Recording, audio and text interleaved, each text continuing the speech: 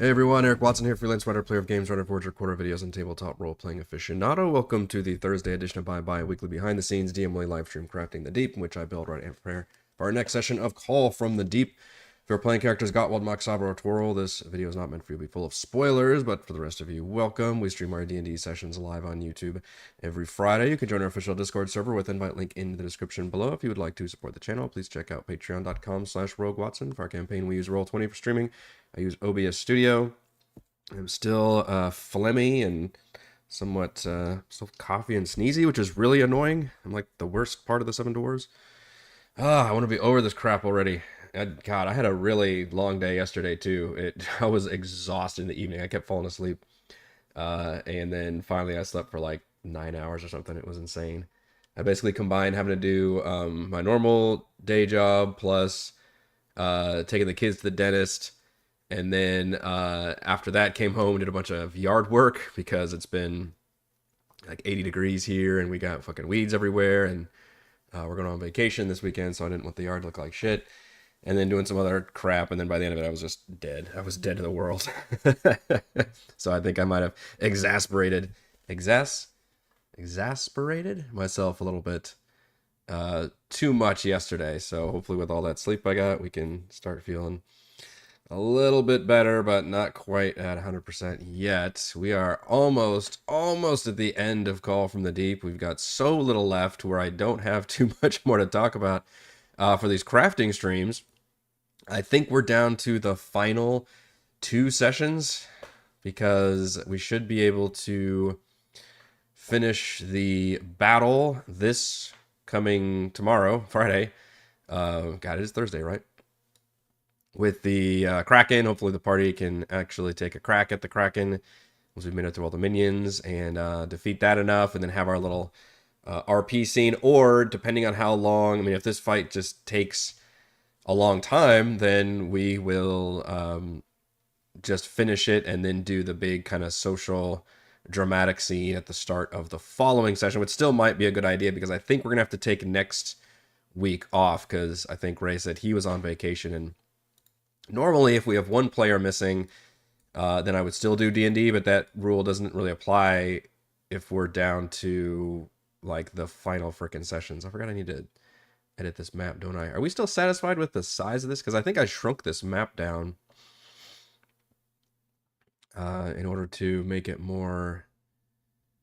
I don't know if that's the original size. I think it is shrunk.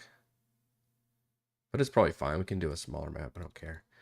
So let's take out 1, 2, 3, 4, 5, 6, 7, 8, 9, 10, 11, 12. Let's take out 12 from the height. So 5. Is it like that? Wow, okay. 1, 2, 3, 4, 5, 6, 7, 8, 9, 10, 11, 12. 13, 14, 15, 16, 17, 18, 19, 20. Probably taking 20 out. This is I make this a very tiny map. Did I make it too small? 15 by 13 is very small. Jeez Louise. Compared to previously, that is a tiny, tiny boss arena map. Maybe that makes everybody feel larger, though. I'm trying to picture if I put other the players on here. I guess it should be fine. I mean, the thing is, it's the astral plane, so they have to, like, you know, scooch themselves around with their mind, but I don't think it's going to be a big deal because everybody's going to be in range of each other. So I'm fine with making this a pretty tiny arena. So I don't know if I've got anything else to say about the encounter on the previous map, the boss battle we're in the middle of, other than whenever they do finally defeat at least enough. I guess the big question is how many hit points do I actually want to leave the Elder Brain on this map, which... right now, it's got 300 hit points, and it was going to retreat when it got down to about 100 hit points. They'd have to clear about 200 hit points worth of brain, which seems appropriate for a boss fight with other crap going on. But we can play with that depending on the hit points. And then whenever they move to the astral plane, I'll probably give it 200 hit points total. So they'll just go through another 200 hit points when they get to this point. But still have to deal with plenty of minions around here. We've got 2 mind flayers. We've got the more martial minded mind flayer mini boss here, and then 2 brain golems. But these are these have been redone as those Eaters of Knowledge. Let's see if I can. Is it literally called Eater? From the Planescape book.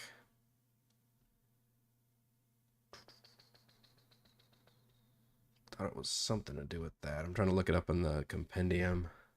Unfortunately, if you search Eater, it comes up with everything with the word greater in it. Because you can't spell greater without Eater. That's funny. All right, let's search Eater of Knowledge. There we go. That's also where I got the token art from, which is big brain golem looking thing. Because Golem Elite had its own brain golem, but wasn't super impressed with it. So this one, yeah, it's a bruiser with the same extract brain as a Mind Flayer. It also has potentially a couple different psionic spells that it can cast, depending on how many brains it's consumed. Although they don't really get interesting until they can start casting Hypnotic Pattern.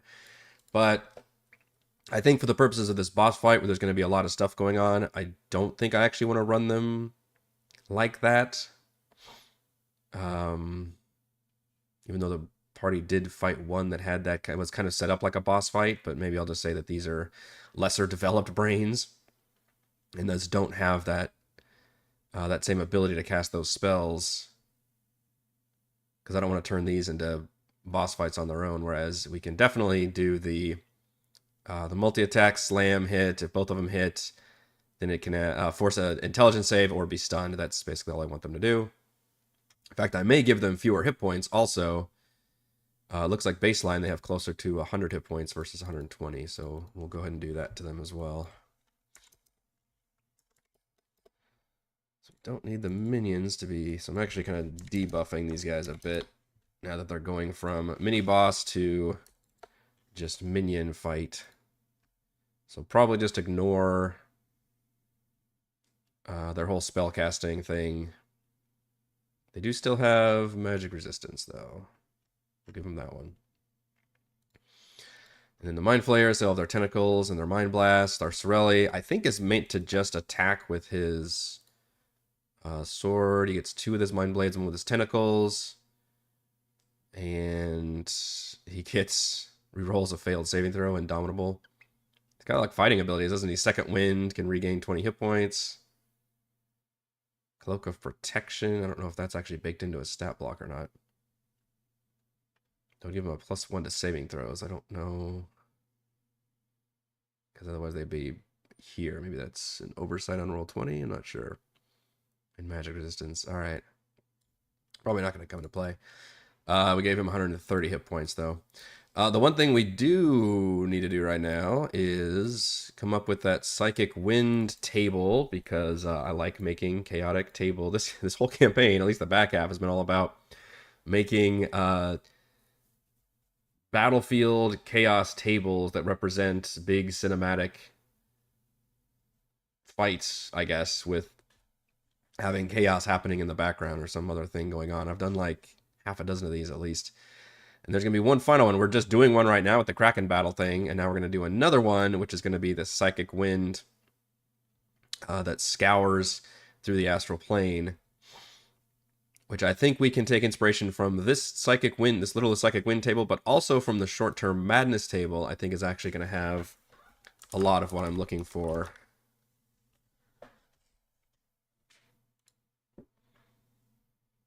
I'll have to figure out how many. So it would be, let's see, what does it say on here? Probably a 15 intelligence saving throw, which, sorry party, but you have to keep dealing with intelligence saves. Wins, so all players must succeed on a DC 15 intelligence saving throw.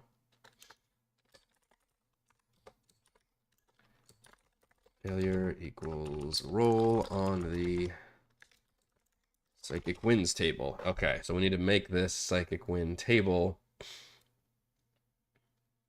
based on the stuff that's in here. I don't know if I necessarily want to stun them with this, but definitely some debuff stuff like incapable of spellcasting or speaking. Using your action to attack the nearest creature, disadvantage on ability checks. Those are all pretty good stuff right there. Incapacitated, spends a duration screaming, laughing, or weeping, or just doing straight up psychic damage. So I don't know how many of these we need to do. We'll just maybe put them all on the table and kind of see. So let's make yet another rollable table.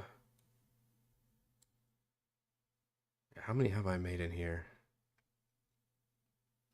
Was the first one, I think, was the battle, the chaos in the harbor and the docks under siege, the big attack at Neverwinter. Then we did the Sawagan chase complication table. Warehouse crate, I think that was just what they found in crates. The pipe leak, the mutagenic gas table, the Kraken battle, ally assist, and now this one. Maybe not as many as I thought. All right, psychic wins. Players can roll from table. We're going to add an item. So the first thing we definitely want to use... incapacitated would suck. It's not as bad as stunned or paralyzed, at least, because you can still move and you don't have any actual advantage on you, I think, but you still can't do anything. So I think we will include that one, but maybe not weighted as much as the others. Character becomes incapacitated, spends a duration screaming, laughing, or weeping. One of them is the fear effect. Character becomes frightened and must use their action and movement each round to flee from the source of the fear. Now that's actually the fear spell and not just the frightened condition. That's a little bit more of a pain in the ass to have to run away versus just being frightened. So I might do one that's just the frightened condition. Character begins babbling and is incapable of normal speech or spell casting. Include that one. We do like this one as well. Must use their action each round to attack the nearest creature. And all of these should only last for a single round. So just the next action. His or her next action. To attack the nearest creature.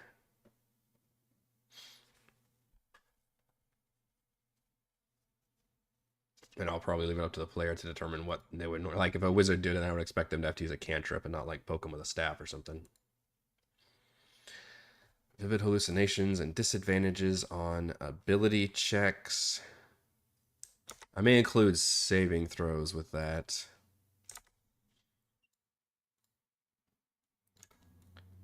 Hallucination disadvantage on ability checks and saving throws. Again, all of this is just for one round. So that's all from the short-term madness table. The other ones are paralyzed, don't really want to do that, stunned or unconscious, overpowering urge to eat something, or character does whatever anyone tells him or her to do that isn't obviously self-destructive. Thinking if there would be some interesting way for the... I guess we already have attack the nearest creature.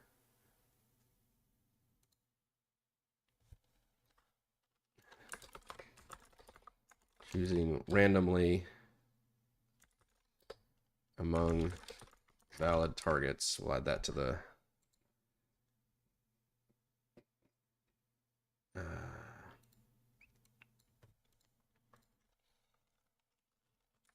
Character becomes enraged. There we go.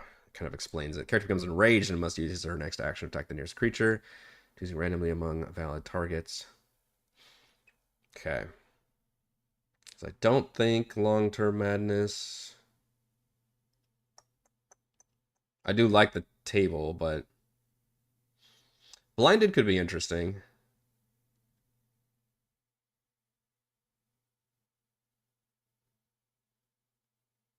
That could be an interesting one to do for a debuff.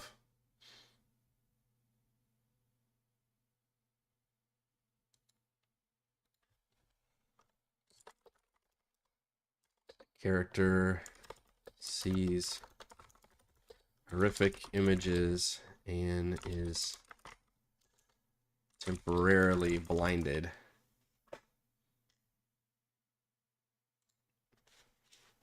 That could be one form of a debuff. A lot of these are debuffs, and then I will add some just raw damage on there as well.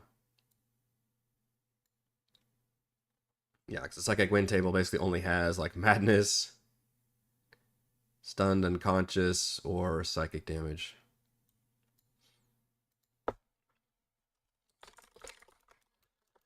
Let's see, characters. Mine is assaulted by... How do you describe the psychic damage? Mental anguish.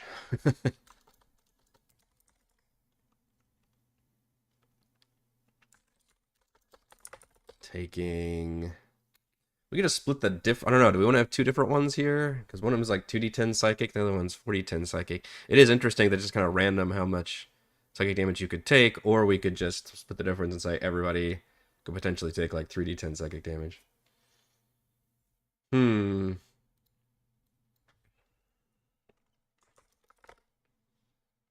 are some other mind spells?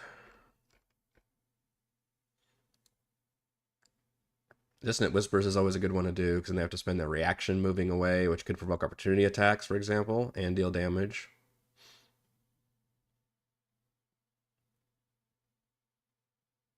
There's hardly anything with the word psychic in spell. Psychic Scream, and then the Psychic Lance. So there's a lot of damage and incapacitates. I'm not interested in doing a 4th level spell to them. Psychic Scream, that's a 9th level spell. Never mind. Let's just search Mind. Because maybe the raw damage one should be more damage, and then other ones can do damage but have other effects with them.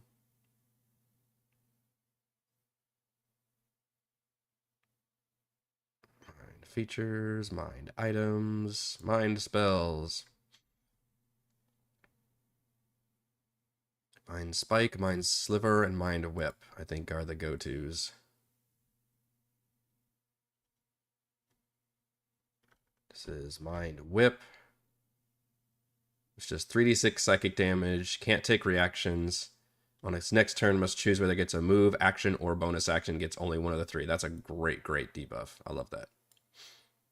It's a great debuff while still giving the party a thing, or still giving that player a thing to do. And yet, I'm noticing Tasha's Mind Whip did not make it into the player's handbook, did it? Interesting.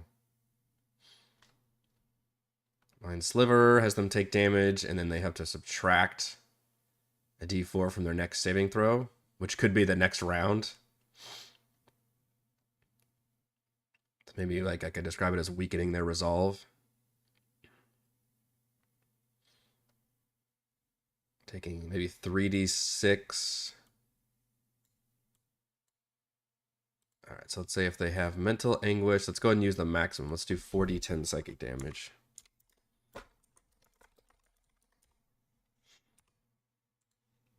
And then we'll add another one. And you know what? I'm going to put a bunch of stuff on this table, and they're only going to roll the same fucking one every time, because that is what happens, and I don't know why. It's so frustrating that we've done, like... I've done 2 of these tables lately, and we only get, like, one effect the whole time. Very annoying. Sliver the mind of one creature you can see within range.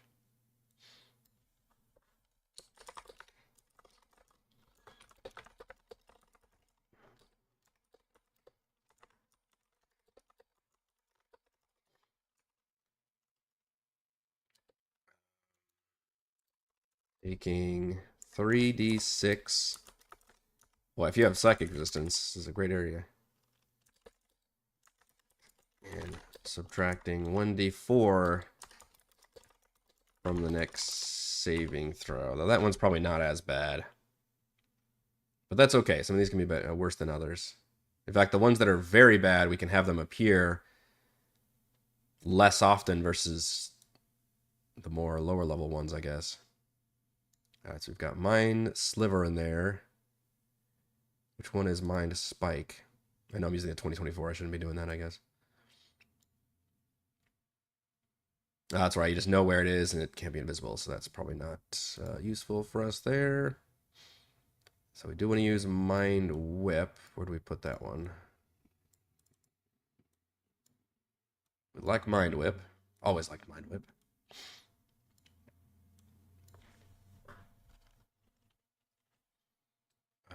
You psychically lash out at one target you see within range. That's not really a description of what's happening.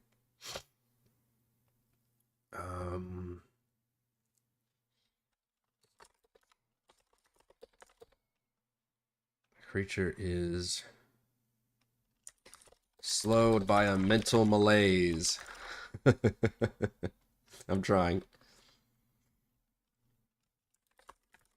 Taking 3d6 psychic damage.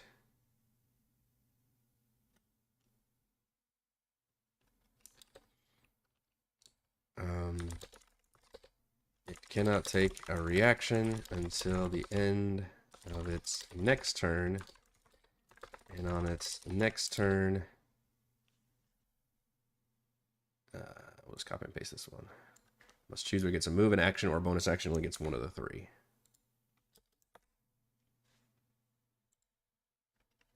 Creature slowed by mental malaise, taking 3d6 psychic damage. It cannot take a reaction until the end of its next turn, and on its next turn must choose whether it gets a move, an action, or a bonus action. Only gets one of the three. That's a bad one.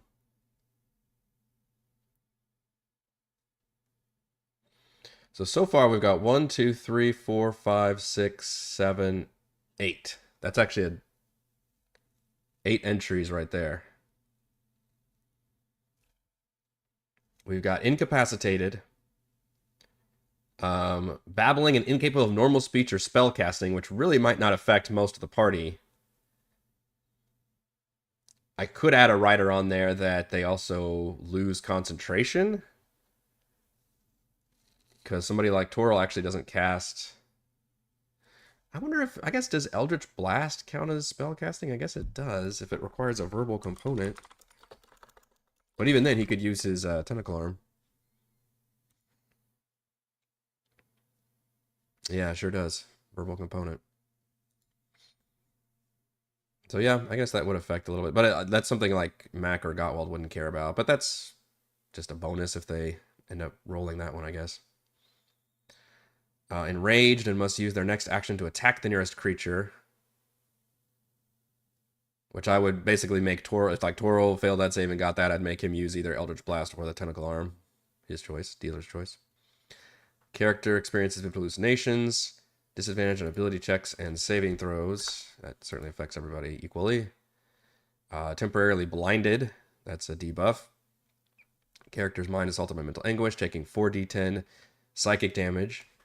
Affects everybody. What is that, about 20 damage?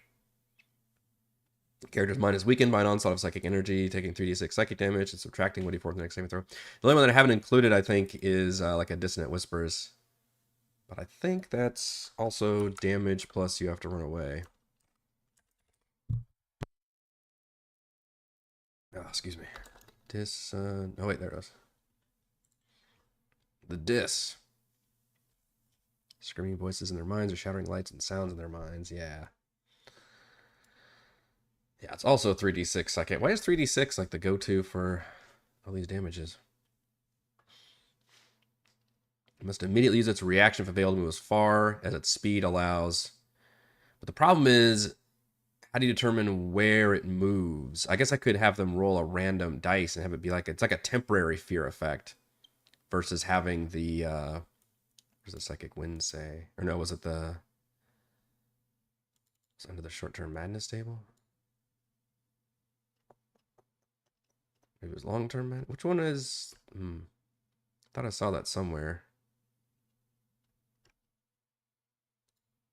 Character there, yeah, the character, it becomes frightened and must use their reaction movement each round to flee from the source of the fear. It's part of short-term madness. So Dissonant Whispers is not quite as bad at that because it would only be for one round, but I would have to change that to say that they move maybe in a random direction.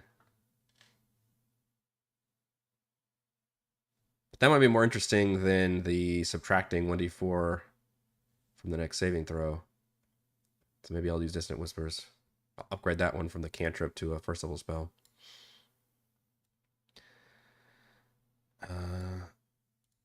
This see, the creature's mind is...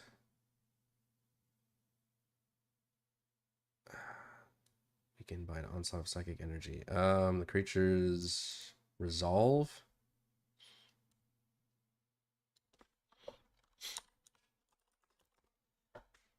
Resolve is shaken. Creature's resolve is shaken. Power of words. By an onslaught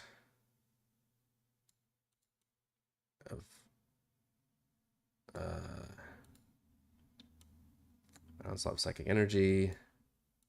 3d6 psychic damage. It's not easy to edit in this one little window. 6 psychic damage. And must use their reaction. If available, that's interesting. They might not have it. If available, to move in a random direction. As far as its speed allows. Okay, so that's a little bit of chaos. And I don't have to include any, like, if they make the save, because this is a case where they all make the save, or sorry, they all roll the saving throw whenever this happens on initiative 20. This will basically be the layer action of this battle. And then whoever fails has to roll on this table. So hopefully that will allow us to see more entries and be a little bit more interesting. So instead of just having one entry affect the party, instead they all make the saves, and whoever fails the save has to roll on this table. So we're going to potentially, and should, end up seeing more of these results for multiple people. So you could have like one person be babbling, another person take damage, and another person be temporarily blinded or something. So that allows kind of multiple effects to hit the party at once. So we're still, right now, if I just have everything be weighted equally, it's a D8 table.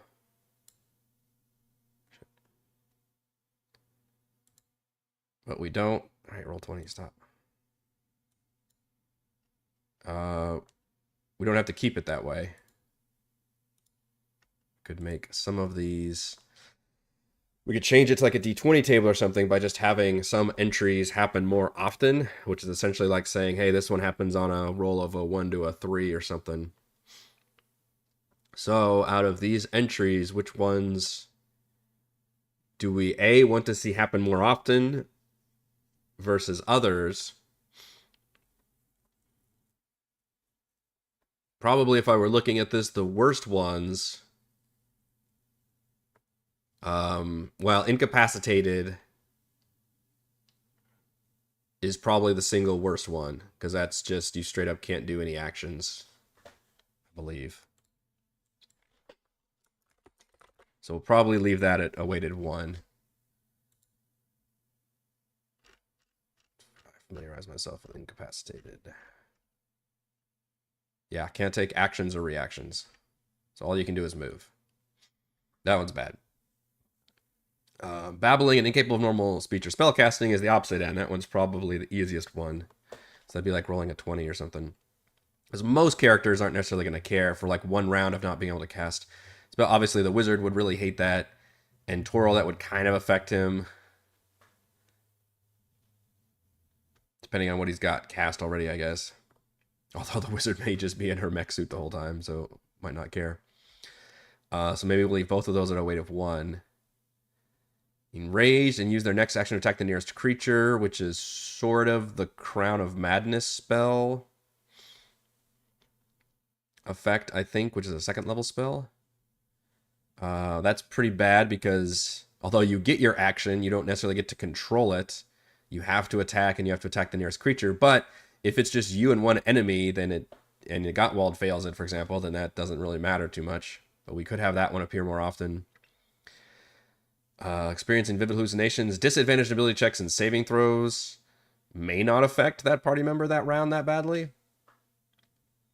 Other than the fact that it would at least guarantee...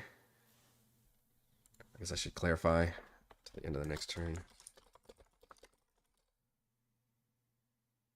Well, no, if I say... No, I don't want to say that, actually. I'm trying to say that whatever thing happens here,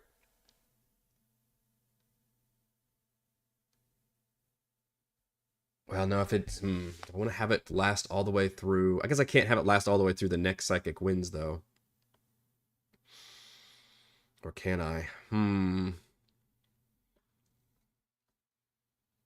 Probably not, because the rest of them would basically expire by the end of that person's turn. So if that expires by the end of their turn, then, especially if they go early, for example, that one might not matter because the enemies might not be able to even affect them. 40-10 psychic damage could be one that appears more often because that's just raw damage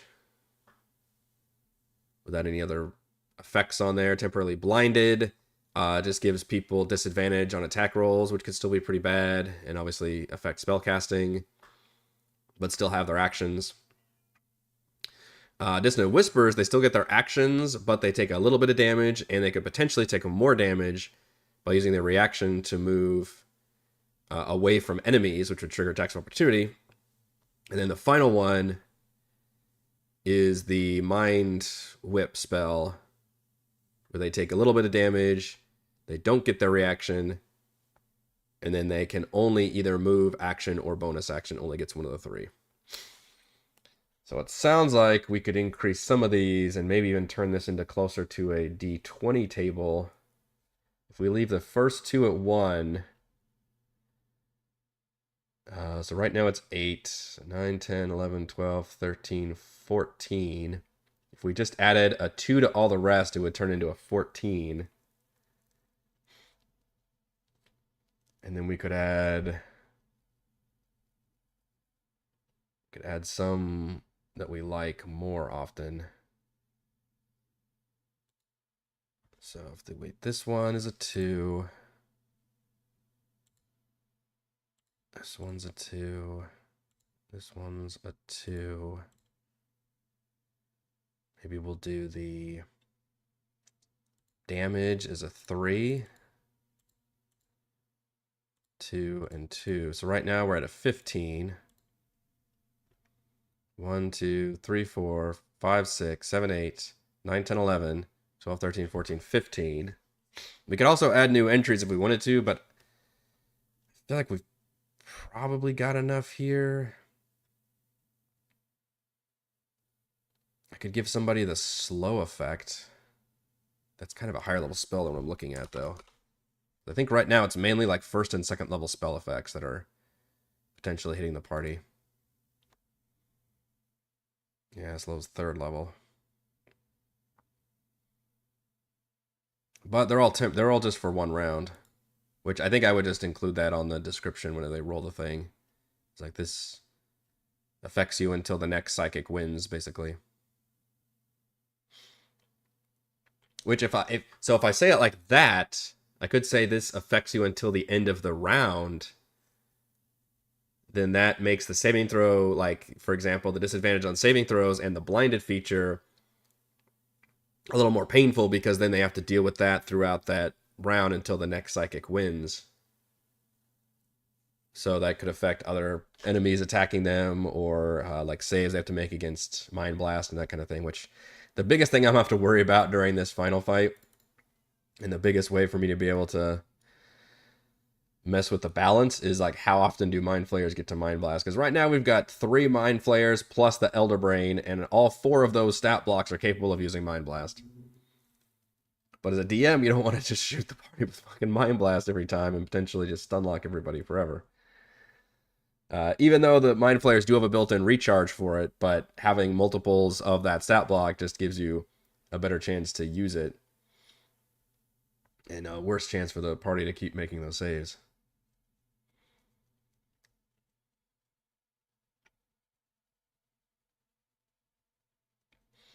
Temporary blind is probably an easy one. We can increase that one maybe even further, make that one of the more common ones.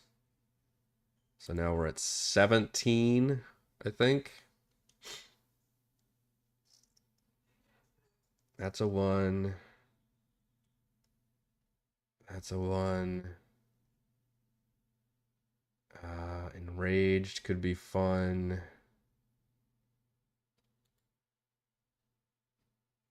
wonder if enraged you give them in a bonus action. Put that at 3. Now we're at 18.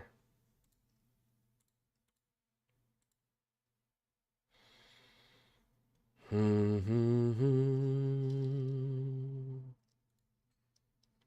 can just increase that to 3. Now we're at 19.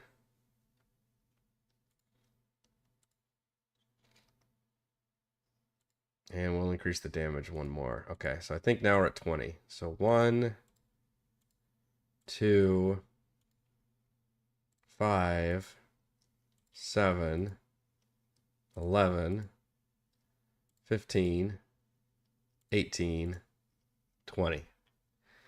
So I'm doing that by adding up the weights for all of these entries. And by doing that, we've effectively made a D20 table, but it still only has 8 entries. But some of them appear more often than others, which means it won't be evenly distributed when a party member fails. They'll have a much better chance, for example, of having to deal with taking 40-10 psychic damage than they do of becoming incapacitated.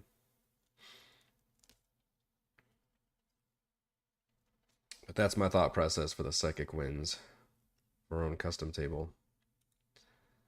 So if we want to make that into a macro, call that the psychic wins.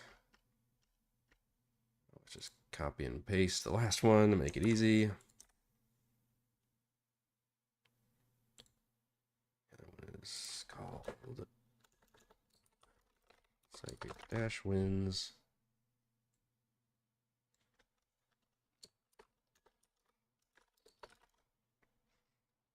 Name equals, or the description of it.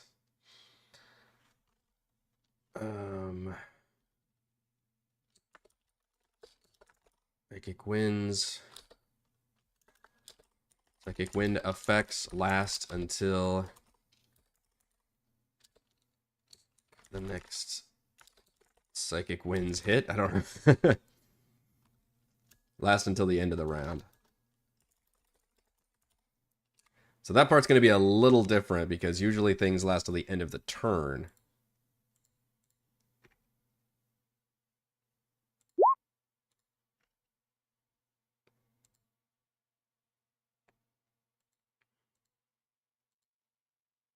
Yep. Psychic winds, psychic wind effects last until the end of the round. There we go. The only thing I can't do with the macro table, unfortunately, is have it roll damage at the same time. It seems to be just a limitation of the rollable tables. So people have to just randomly roll that damage. Or not randomly, manually.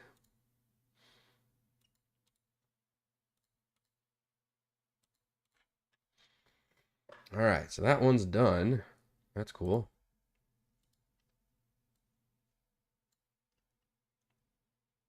Other than that, I don't have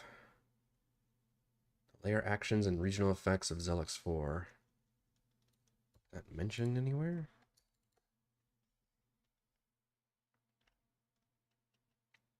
Elderbrain's layer.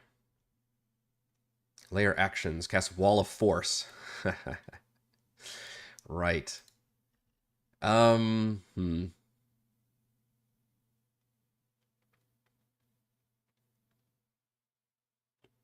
don't know if I like that. I think we did that in Rhyme. The rain targets a friendly creature and sends within 120 feet of it. Targets a flash of inspiration and gains advantage on an attack roll, ability check, or saving throw before the end of its next turn. It just grants inspiration. The rain targets creature can see within 120 feet and anchors it by sheer force of will. Target must get a DC 18 charisma save or be unable to leave its current space. I may actually change these into legendary actions. Because its legendary actions are fucking weird. It has to do like the psychic link thing. So I may actually have to jack with his stat block a little bit. Which I know I heavily modified the stat block of the last Elderbrain fight we had. And I don't want to necessarily use the exact same one.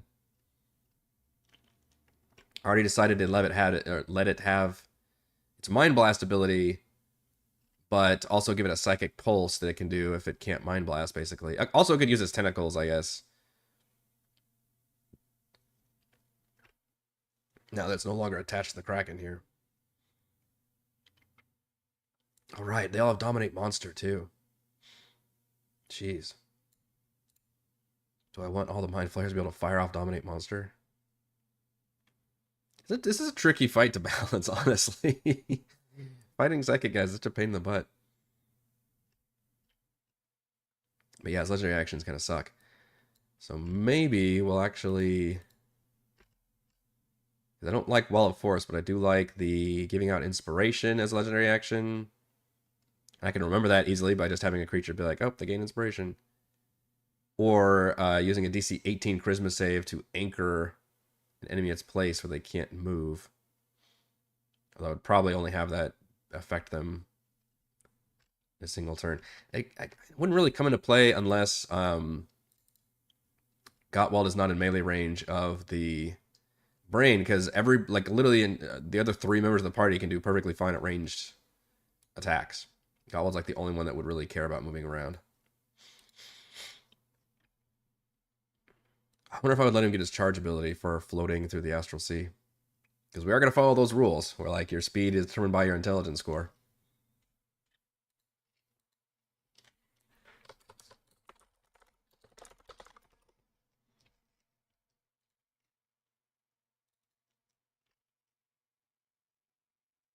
I don't think I'm going to use anything else in this dungeon, though. Either the tower nor dungeon lead anywhere in particular, unless the DM needs them to.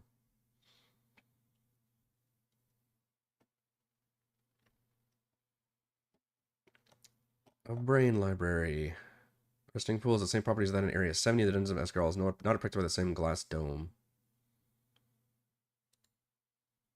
So I should familiarize myself with what was in that area. 60 or 70.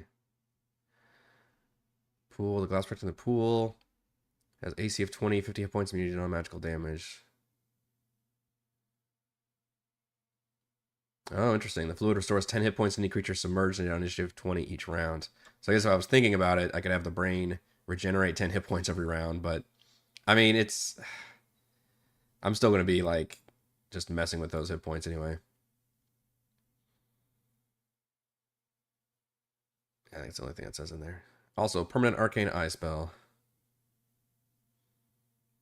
But it says it doesn't have the glass. So I guess the only effect it does have then is that regenerative fluid. Same properties, though it is not protected by the same glass dome. The remaining blind players made to the astral plane defends LX4 here.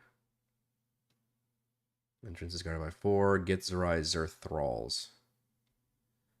Use layer actions and regional effects to hinder the characters. I didn't actually remember reading its regional effects. Is that a thing?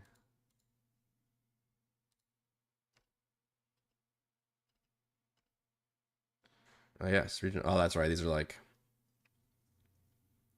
RP stuff. Creatures within 5 miles feel if they're being followed.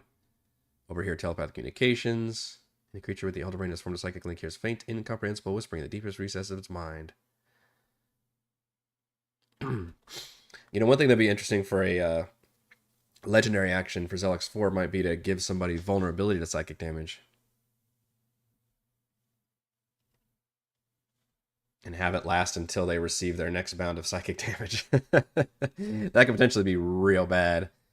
Because some of these guys can do like 20 or 30 damage with a Mind Blast. But we are in the final freaking battle. The other one was, Inspiration and then Anchoring with a DC. So let's take your legendary actions. What is the reach on your tentacles? 30 feet. Okay, you've got as good a tentacle reach as the frickin' Kraken.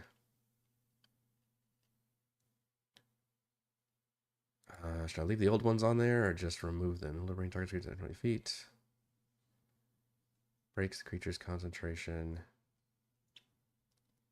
Psychic Pulse. We're actually using that as an action, but I could have that be a legendary action. Targets creature within 120 feet of it. Okay, so let's get rid of this one, and then I think my idea was to yeah, Psychic Pulse. So let's see, we'll do this. All creatures linked to the Elder Brain, which would be all the enemies, emit a Psychic Pulse, dealing 3d6 psychic damage to anyone within 10 feet of them. Well, any enemies. To any enemies of the brain within 10 feet of them. Any creatures concentrating a spell who take damage from the pulse must get DC 18 charisma save or lose concentration, suffer 1d4 damage per level of the spell.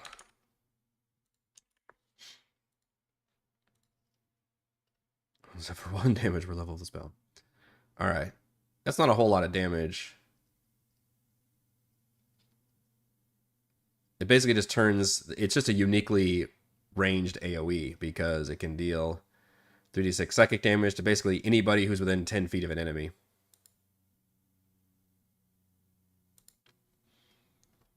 Tentacle attack is still good. We'll keep that as legendary action, and then we can use the, I guess, inspiration one. And then the psychic anchor. So call that a psychic. You know, I haven't looked at the rhyme one that I used, but I'm probably using the same ones. I just don't even remember. Which is this one. So layer action. I might be making this more powerful too by turning layer actions to legendary actions. Elder Brain targets a creature can sense within 120 feet of it, anchors it by sheer force of will. Target must be on DC 18 charisma saving throw, be unable to leave its current space.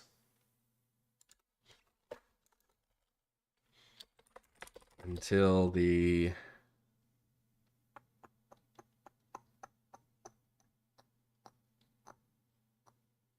when do I have it affect it?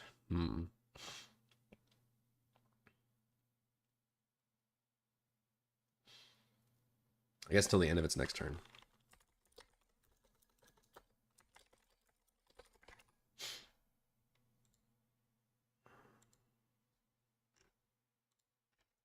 The other one was this one. Out of friendly inspiration. Hive Mind Leader. Elder Brain targets a friendly creature can sense 120 feet of it. Target has a flash of inspiration, gains advantage. On one attack roll, ability check, or saving throw it makes before the end of its next turn. I guess it could always do itself. Also,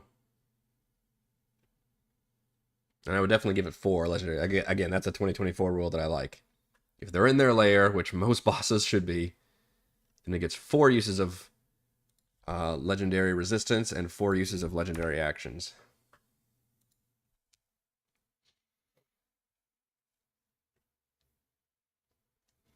And again, I'll probably put that in my initiative order like I was doing, which is 20 will be the layer action, and then 15, 10, 5, and 0 for the legendary actions. And it'd probably be fun if I used one of each round, although don't think I am beholden to that. Some of them, I know some of the more powerful ones might say you can't use this till the start of the next round or something, but I think these can be used whenever. All right, so we've modified the legendary actions to make those better. One of them is basically the same, make a tentacle attack. One of them combines 2 of its legendary actions into 1 and doesn't require the psychic link anymore. And then the other 2 are both from its layer actions, which is anchoring somebody in place, which, again, for this party, honestly, is not going to be that nasty. What would be fun is if I could combo that if, like, Gottwald fails that psychic wind effect and has to move in a random direction and move somewhere that's not ideal, and then I can activate this one if the initiative order works out, and then anchor him in place. It's annoying that he's like the only one that actually cares about like distance to enemy, and all the other 3 of the 4 party members do not care because they have superior ranged abilities. Giving somebody advantage on attack rolls. Saves could be good. I guess the only reason this guy would want advantage is for its tentacle attack, because otherwise it's already got magic resistance and legendary resistance. Doesn't really need the help with the saves. And the Mind Blast doesn't require an attack roll. Make sure that one's 5d10 plus 5.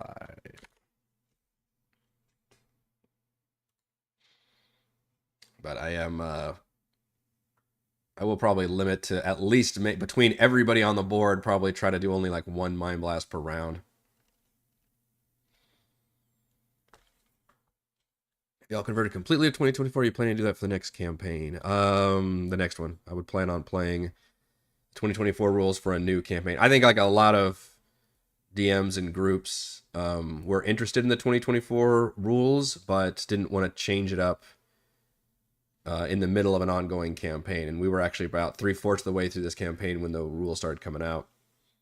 I certainly didn't want to do it before the Monster Manual came out. Now that it has come out, we're almost at the very end of the campaign. So there were a few things that I changed and added. Like I love the new counterspell rules. We included that. Maybe one or two other things that I was like, I like falling. There was like a falling into water thing. And I was like, yeah, we should use this right away. But in terms of overall like character abilities and monster stat blocks and stuff, I think we're saving until we do the next campaign, which, I think it'll be fun. It'll be a fun exercise in doing the new thing. And it will probably help revitalize a lot of, previously overlooked character concepts and stuff. And it will be interesting to, this campaign has been so bananas with how much of the, I come from video games, so like DLC, expansion pack content that we're using, like nobody's even close to a human or anything that appears in the normal player handbook, right? Like everybody's like fucking turtles and minotaurs and crazy shit. And we're playing with rune knights and Drake wardens and all the fathomless, like all these things that don't appear in the core player handbook. So it'll be interesting to return to the core rule book stuff, but have all that stuff been given a facelift and an improvement. So it's kind of going back to a more restrictive playing field, and yet hopefully all the changes will also make it more interesting for the players to try out. I mean, plus there's some new stuff like the Asamar and straight up orcs versus half orcs, for example. And then I guess we don't have Artificer in the player handbook.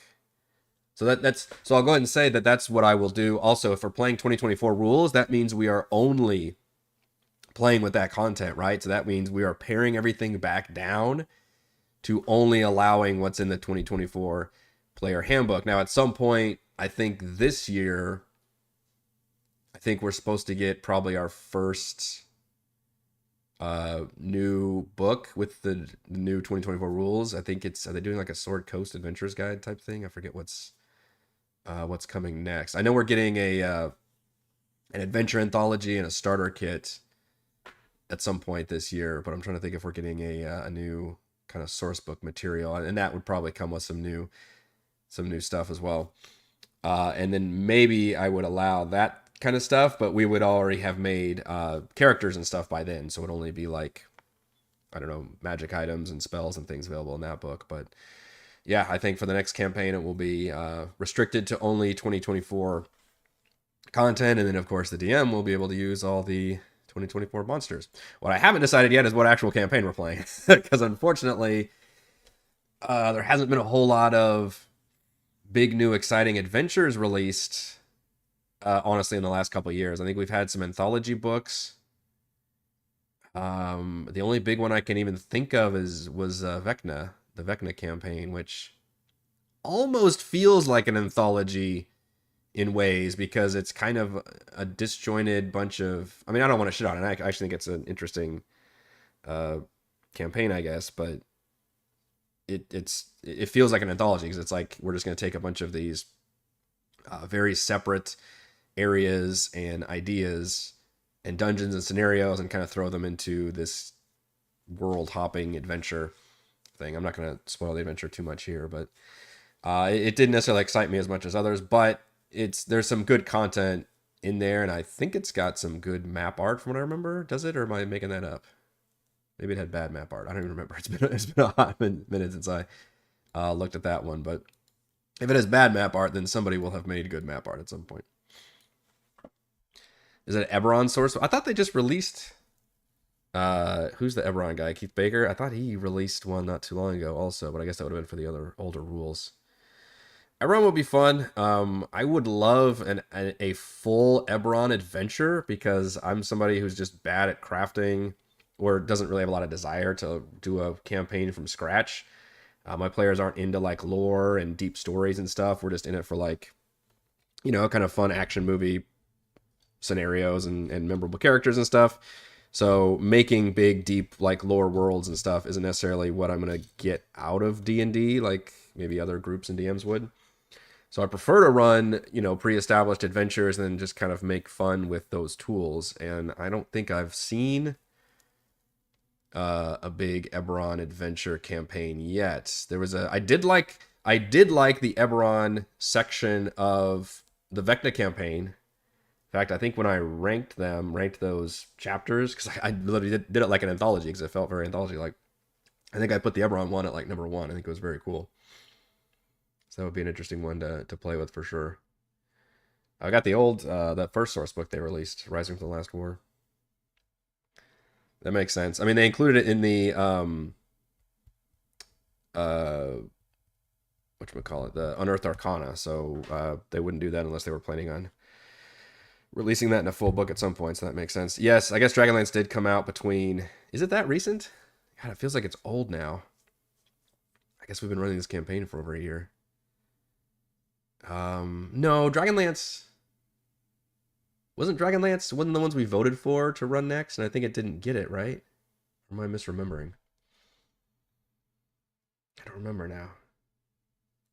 I thought Dragonlance was on the running to run it. And like when it was Call from the Deep and it was some other campaigns, I think Dragonlance was in there.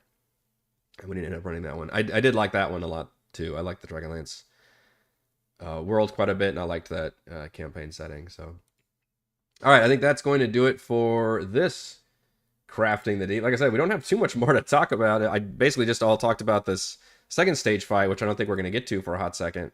We're still cleaning up this Ruins fight, which doesn't, wasn't much more to talk about there, but we are definitely in the end game here. But that's going to do it for this Crafting the Deep. If you enjoy the content, as always, please check out patreon.com/RogueWatson. Shout out to Putna patrons Joe Will, Thomas Dan, Brennan, Genocide Eclectic, Roleplay Roll, Christopher Corey, Big Nut, John F, John L, Nathan, Kev, Chris, Counselor, Andrew, Stephanie, Jason, Lippy, Spuds, Ward, Harold, LC, Tom, the Eating Dogs, Caleb, Marcus, Sluggy, Hugo, and Yee, and a gold patrons, RPG, Paper Crafts, Pretty Boy, and Yuma, Douglas, Lounge, Jerome, Nathan, Fessica, Tortoise, Scott Reffis, Jerry, Glenn, and Mark. Thank you all very much for your support. I will see you for our D&D discussion tomorrow.